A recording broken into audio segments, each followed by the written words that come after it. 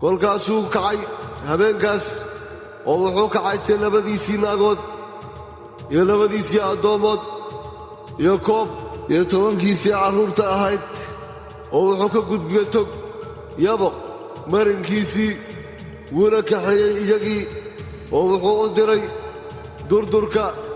jishadiisa wixii u haystayna wuu gudbiyey markaasuu yacquub keligiis haray nin baana la legdamayey isaga ilaa markii waagu baryayey oo markuu arkay inuusan ka adkaanayn ayuu taabtay godkii bawdadii yacquubna way murkacatay intuu la legdamayey isagii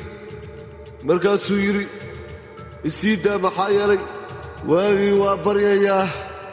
isna wuxuu yidhi ku sii dayn maayo inaad ibarakaysid mooyaane markaasuu ku yidhi isagii magacaa isna wuxuu yidhi yacquub markaasuu ku yidhi magacaaga hadda kadib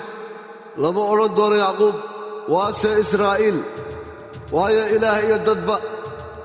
waad la dagaalantay waanad ka adkaatay yacquubna wuu weyddiiyey oo wuxuu yidhi waan ku baryayaaye ii sheeg magacaaga oo wuxuu yidhi bal maxaad u haybsanaysaa magacayga halkaasuuna ku barakeeyey yacquubna meeshaas magaceeda wuxuu u bixiyey finii'eel waayo wuxuu yidhi ilaah fool ka fool waan u arkay naftayduna way nabad gashay qorraxdiina way soo baxday markuu finuu'eel dhaaftay isna bawdadiisii wuu ka dhutinayey sidaa daraaddeed ilaa maantadan reer binu israa'iil ma cunaan seedda masigta oo ku dultaal godka bawdada maxaa yeelay wuxuu taabtay godkii bawdadii yacquub xagga seedda masigta